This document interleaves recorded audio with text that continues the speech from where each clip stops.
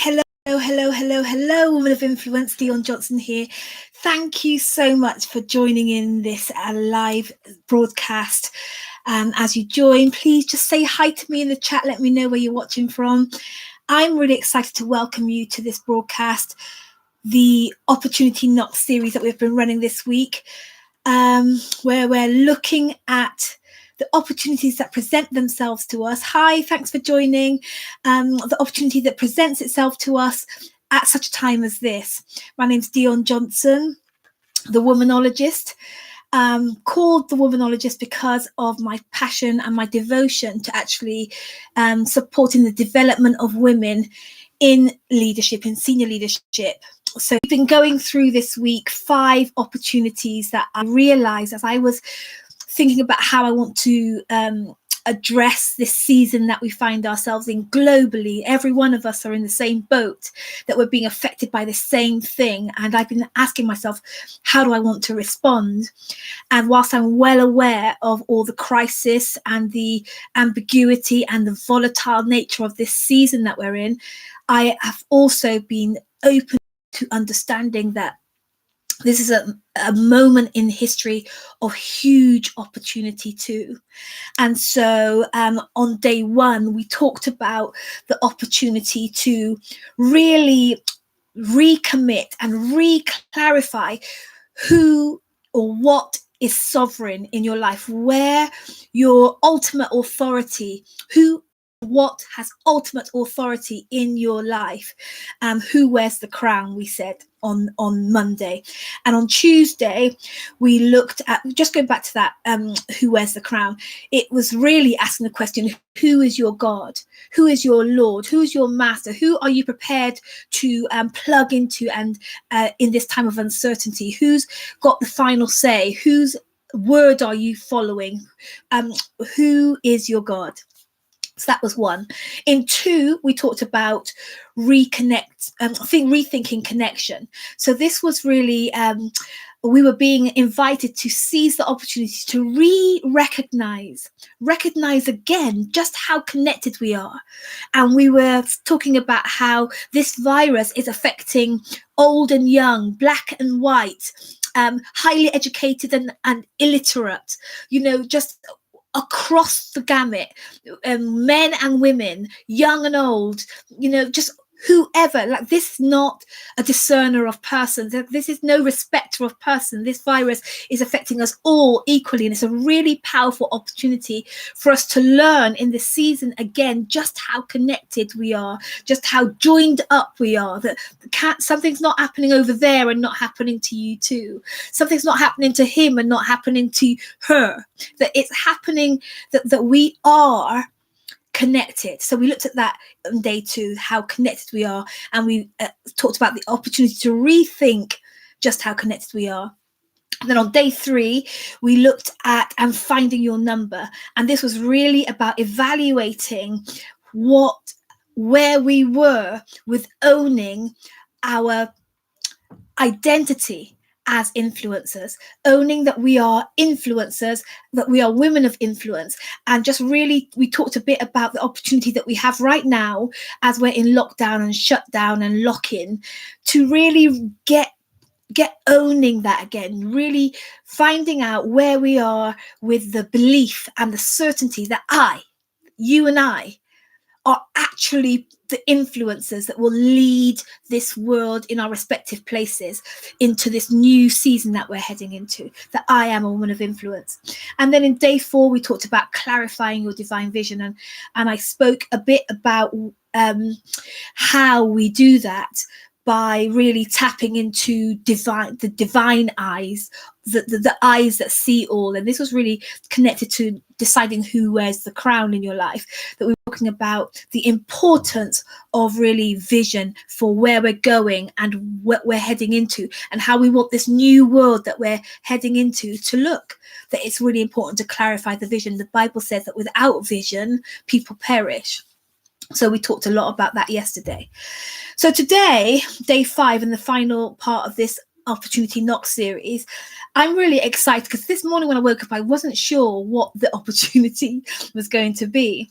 And I really spent time just seeking God, praying, meditating and asking for insight into what this fifth opportunity would be. And then it came like an hour ago. I heard, really, after just juggling all these thoughts in my heart, I heard that this is the opportunity to recalibrate. I looked up what it means to calibrate, and it means to adjust something, such as a measuring device, so that it can be used in an accurate way. Let me say that again. To adjust something, such as a measuring device, so that it can be used in an accurate way. So when I heard this and I saw that definition, the two questions came up for me. And the first question, well, what is the measuring device that needs to be calibrated? And then the second question was, well, how do we calibrate this? And so I thought about this a little bit more, and then the answer came to me that the measuring device that we need to recalibrate is our conscience. Our conscience is that moral sense of right and wrong. It's our inner barometer for righteousness. It's our spiritual alarm system. It's the system that we have working on the inside of us that helps us to know that this is okay and this is just not okay. Our conscience is our social and moral compass. And what I've been seeing is that we have this opportunity right now, whilst we're in lockdown, whilst we're in shut-in, to really recalibrate our conscience and our consciousness. So I asked, how do we do that? Like I searched for how do we do that? And the answer came, we have to go back to basics. We have to go back to basics. We have to understand that to calibrate is to adjust our measuring device, our conscience. It's to test our conscience precision. We have to test the precision of our conscience. We have to ascertain the caliber of our conscience, and we have to adjust precisely for the accurate functioning of our conscience. This is what I'm seeing. And I asked how.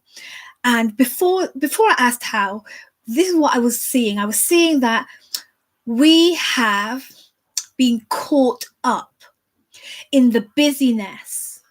We've been caught up in the imperative to impress people and to be successful and to fit in and to receive applause and accolades and awards. We've been on this. We've just been so busy and caught up in the day-to-day running to try and do what we think is us, to be professional and to be in the cliques and to be acceptable and to be accepted and to be affirmed. We've been so caught up and so busy that we have allowed our conscience to become out of whack, to be inaccurate, to be malfunctioning. When I was thinking about this word recalibrate, I was thinking about my decades actually as a clinician. First I was a nurse and I was a midwife for many years. And we would as I saw the sophistication of our measuring tools. So we would have machines that would measure out how to give people drips, intravenous infusions accurately to the millimeter. We could measure how we were putting these fluids in, or we could measure people's blood sugar by using more and more sophisticated machinery to test what was happening in the blood, and we could test what was happening in people's bodies, and we could test what we were putting in. We could measure things in the minutest proportions. And as we got more and more sophisticated with that, we would see regularly that there were these new roles created, and there were these people that would come around to calibrate our machinery. They would, these people had the role of putting these machines through tests and bringing them back to zero, bringing them back to basics, bringing them back to correcting them to precision, so that whatever they read when we used them, when we measured our blood pressures we used to use those things and blow the cuff up to measure blood pressures, but then we got machines that would measure blood pressures. So all of these measuring devices would have to be calibrated, some on a daily basis, some on a weekly basis, some on a monthly basis, but they would have to be brought back to zero. They would have to be measured to make sure that they were precisely at zero. And the consequences of them not being calibrated would be that, the measurement might say that you're giving somebody this amount of drug or this amount of fluid, or that their blood sugar was this level, or that their blood pressure was that level. And you could be lulled into a false sense of security, or you could be lulled into a false sense of panic if the machine wasn't calibrated correctly. That what would happen is if the machine wasn't back to zero, if it wasn't calibrated, then the reading would be off, either too high or too low. And for, say, giving drugs as an example, if you gave a drug that wasn't measured to the minute millimeter or to the minute microgram, then you could put somebody into heart failure, or you could really, this could be a matter of life and death. If something's not calibrated right, then it could have devastating outcomes. It could have devastating impact. And that is what I think is happening, is that we're seeing that what I'm realizing in my own exploration of the times that I find myself living in, is that I think that we've become out of whack in our conscience.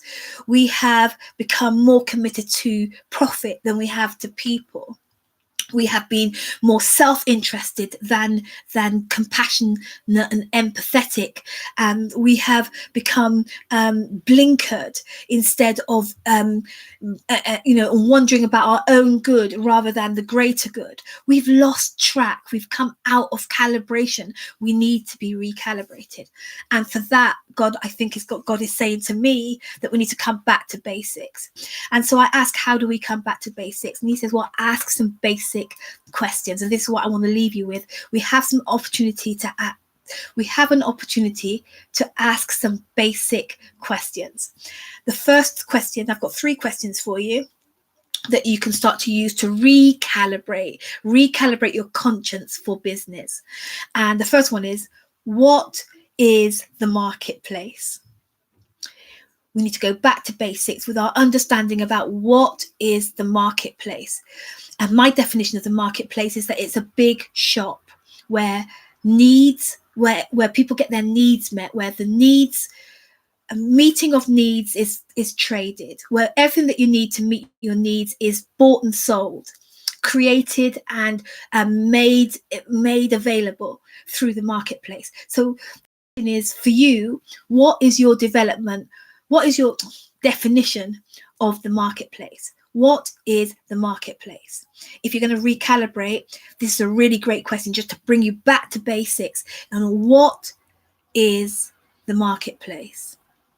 The second question that I've been asked to share is, what is leadership? What is leadership? I love what John Maxwell says. He says leadership is influence. Influence is leadership. But what's your definition? What's your definition of leadership? As I do more and more of this work behind the mask with my clients, women in senior leadership, CEOs and directors and heads, what I'm realizing is that we've gotten so out of whack with what leadership really is. Leadership in terms of steering the direction, saying what goes and what doesn't go, where we'll go, what we're heading for, what we're aiming for, what's non-negotiable. Leadership in this sense has become management, and we've just turned leadership into managing the status quo, and the status quo has been out of whack.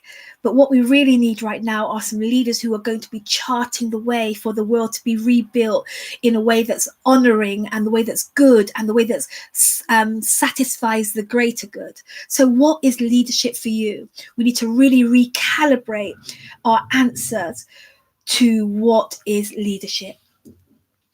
And the third question that I'm presenting to you today is, what are your basic business ethics? What are your basic business ethics? We need to bring our ethics back. We need to recalibrate our ethics, because this is what's going to help us to recalibrate our conscience in the season that we have ahead of us, where we will get through this. We will get through this, and it depends on how we've prepared as to how we hit the ground running when we get through this. We need to really think about who wears the crown, how are we all connected, who are you as an influencer, what is your vision for the world after this, and recalibration. How have you recalibrated? How have you answered these questions? What is leadership? What is the marketplace? And what are your basic business ethics? What do you think? I can see you watching. Let me see if there's any comments. No comments as far as I can see. I would love to hear from you about what you think about recalibration, the recalibration process, the recalibration questions I presented to you today. Do you have any other questions that will be good for us as we recalibrate in this season? And what have you thought about the series? Which has been your favorite? Which are you running with this week? I'm really excited about this series. I'm going to definitely be watching these episodes over and over, really rethinking over and over how I seize these opportunities that are available to us at such a time as this. I'd love to hear from you. If you think this video is worth sharing, then go ahead and share. If you want to see more videos that will be coming, then subscribe to this channel. And if you want to talk to me, if you need support, if you have questions about any of these and you want to talk and you want to connect, then please feel free to email me at connect@thewomanologist.com. I am looking forward to speaking with you and getting to know you better. So until next time, I don't know what the series will be next week. There's something percolating as a result of doing this series, and as a result of working through these opportunities myself, something's percolating. I don't know what it'll look like next week, but I'll let you know. Okay, bye for now.